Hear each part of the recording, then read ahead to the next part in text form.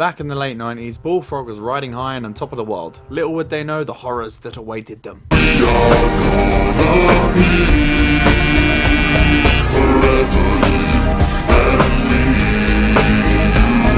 They had some great success with Theme Hospital and Dungeon Keeper, and the first game in this series, Theme Park. On a little side note here, when I was looking up stuff for this review, I found out there was a Japan-only theme aquarium. What the fuck? Why didn't that come out over here? I want to run an aquarium. I can fill it with sea turtles. That's it, I'm getting a Japanese PS1 so I can play that, and Tobal number 2, and that LSD simulator game. All of Bullfrog's games just had that sarcastic British sense of humour, and they were always charming as hell to play. And they were all generally one of my favourite genres, simulation games. We all know that Peter Molyneux was one of the co-founders of the company, and don't let that put you off, he was a good game designer back then. Honest. This was before he got all senile and became a pathological liar. Populous and Dungeon Keeper were bloody amazing, and way before he became the video game version of George Lucas. After playing the frankly amazing Theme Hospital when I was 6, I became a big Bullfrog fanboy, and that's why I ended up getting this game upon release in 2000 when I was about 9 or so, and I loved every second of Theme Park World, and it quickly became one of my favourite Bullfrog games. So let's take a look at this classic game. I'll be looking at the PS1 version because that's the version I had growing up, and that's the version I want to cover. Theme Park World starts with an obligatory 90s CG cutscene opening of a child brutally assaulting a staff member at the theme park. That's not a child. It's a demon! And this really sets up the zany sense of humour that this game has, like all the other Bullfrog games have. In Theme Park World, you unsurprisingly run a theme park, and like in Theme Hospital, in the main mode of the game you have to work your way through various levels that have different sets of goals on them for you to beat before you can move on, and each of these lots will have different rides, shops and themes to them, which stops it from getting stale. At the start of each new lot you have to start from scratch and build your park up to achieve all the goals that you're expected to do on that lot. That's always my favourite time in these types of games, the start, where I'm planning out where I want to put my stuff and figuring out how I want to build up stuff. There's something really satisfying about making the layout of the park. I don't know what it is, but I just find it really relaxing. But your relaxation will be instantly ruined by these little black and white Microsoft helper rejects that interject with the same lines of dialogue over and over again. You literally get bothered by them every 30 seconds. Don't get me wrong, it's funny the first time. Your park has precious few features. It's like Norfolk with a gate. Yeah, nigga, I'm still fucking with you. Still waters run deep. Still Snoop Dogg and D.R.E. Nah, nigga. Guess who's back? Still doing that shit. It does help impose the Bullfrog sense of humour, but once they've heard the helper say the same Norfolk joke 50 times, it starts to get old fast. Also, am I the only one who always thought this guy's moustache was a mouth? I literally only just realised it was a moustache. While I was recording this game footage, actually. I always thought it was like some sort of weird teeth with braces. These little annoying fuckers just kind of remind me of that "Where did you learn to fly, woman?" from that Angry Video Game Nerd episode about the Atari Jaguar that just constantly annoy you. Your park has precious few features. It's like Norfolk with a gate. I am getting sick of hearing that. I think I'm going to stop for today. Go get a drink.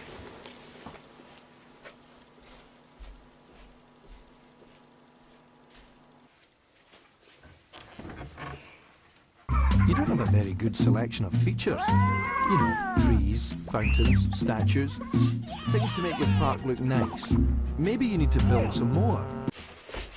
What the fuck was that? Maybe I'm just tired. I'm gonna go to bed.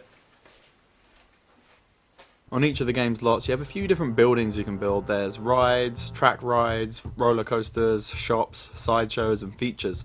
Rides, tracks, and roller coasters are pretty self-explanatory. They're just your big set pieces that bring in the customers, and it's always fun creating stupid roller coasters and trying to fit them into your quite cramped lots.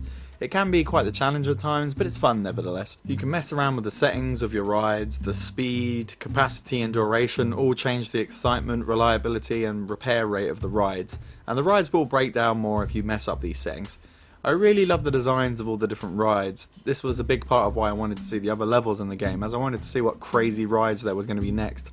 My two favourites have got to be the literal exploding volcano ride, and the ride where they cook the visitors over lava. Shops are places where your customers can get food and drink and gifts and costumes and stuff like that. I don't for the life of me understand why you need separate shops for drinks, chips and burgers. Imagine if you had to queue at 3 separate places to get a complete meal at an amusement park. You'd be waiting for fucking ages.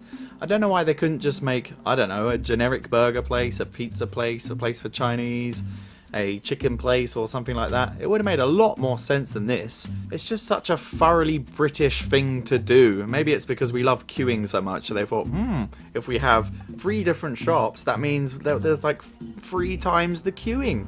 And we love that shit, queuing and moaning about it. It's a pastime over here. There's also a few side shows that can help you farm that cash from your whales. There's all kinds of arcades and little games like you get at a real theme park. You know the kind, the one with the one-eyed gypsies that will con children's parents out of money for teddies on games that they've rigged. You know, that kind of shit. Bastard yobbos! Someone swiped my wallet! Yeah, likely story. Come on, I want my 45 quid. Did you not hear what I just said? I have just lost £300! Yeah, I won't be surprised if it's you that nicked it, you swarthy, thieving nomad. Yeah, either you or one of your slippery, deformed half-brothers. Yes, yes! I know what you gypsies get up to when the lights go out. Extended family is just another word for a sexual free-for-all. Then there's also features which include things like bins, toilets and security cameras, also trees and fountains to beautify your park with. You also have staff to hire and babysit. You get guards, mechanics, cleaners, researchers and entertainers. You can have up to 5 of each and you can spend money to make them better, but training them also makes them more expensive to employ. And this fucker always wants me to cut people. What is he, fucking Alan Sugar? You are fired. What's the opportunity, Lord Sugar? They have skill levels and 2 stats for their motivation. If you can't keep them happy, they will strike on you, but honestly, I've never been able to figure out why they strike. Maybe they don't have enough break rooms or something, or too much of a workload. It's annoying that the game never tells you why they're pissed off. I mean, they have their little mascot pop up literally every 30 seconds, but they can't have him go, "The entertainers are pissed off because you forgot to change their diapers for them." I apologise for that Scottish accent, I'm half Scottish, I've probably just offended my whole family. Anyway, the AI for your workers is, well, a little bit shit. Sometimes you have to ask them multiple times before they do what you ask them to do, and god do they move so goddamn slowly. It's just like when my girlfriend asks me to do something. Right, I'm going to work. The texts have been out. Okay, no problem. One eternity later. Why the fuck haven't you emptied the bin yet? I'm not even joking though, if one of my rides breaks down, it literally takes my worker a week in the in-game clock to get to fixing it. But also, by that logic, the people in the park stay here for fucking months. Welcome to the theme park, Jane Macaulay. Such a lovely place. You have entertainers that go around in costumes and make people around the park generally more happy. Guards who I swear seemingly do nothing. I guess they stop theft and stuff, but you don't really see it on screen. Mechanics who do the maintenance on your rides and apply upgrades and fix broken rides, and they also have the special power of moving at a glacial pace. Cleaners who obviously pick up shit and make your park look awesome. And last but not least, the researchers who you can task with researching new items for you to buy, like rides and shops. When you open the park initially, you only have a tiny selection of stuff that you can build, so in many ways the researchers are the most important staff members. As you complete goals on the different levels, you receive golden tickets. 'Cause I've got a golden ticket. I've got a golden ticket. And you use these to move on to the other levels in the game, but you can also use them to unlock a mode on each level where you can walk around your park as a customer and go ride on some rides in first person. It kind of sounds a bit lame now, but, you know, it was a nice little feature back when it came out. That was early 2000s gaming for you. Obviously this was ported from the PC version of the game, and while I commend their efforts to translate the controls over, there is a few issues with this port. Sometimes the game requires you to click on things, and there is no indication of where you're clicking, it's just invisible. It'd be nice if they had a little sort of mouse cursor or something just to show you where you're clicking on the screen. It just would make life a whole lot easier. And of course, with it being ported to us console peasants, it doesn't run as well as it would on, say, a PC, but to be honest with you, it's only really an issue when you've got a fully built up park with a lot going on. As before that, there's not really any issues. But even when you've got a lot going on in the park, it's still playable, it just runs noticeably slower. But those small issues aside, I think the game looks pretty good for the time, especially on the graphics for the rides. They all look pretty damn awesome.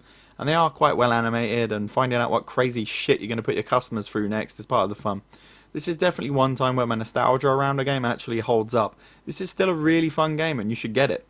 This PS1 version is good, but there's also a better version on the PS2, and I really hope that GOG gets it one day, as I'd love to play it as Bullfrog intended with a mouse and keyboard.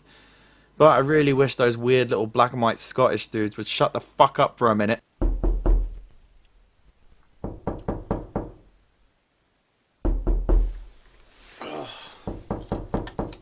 What the fuck is that? I think there's someone at the door, Jess. Oh.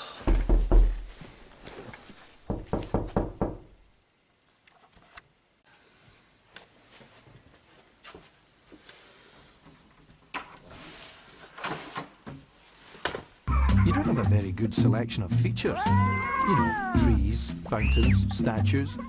Things to make your park look nice. Maybe you need to build some more. What the fuck? Maybe I'm losing my mind. He's not there. He's not there. He's not real. He's not real. He's not real. He's not real.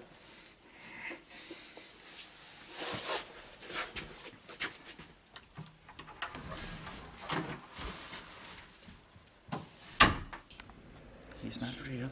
He's not real. He's not real. La da da da da da da da da da da da da. 3 hours later.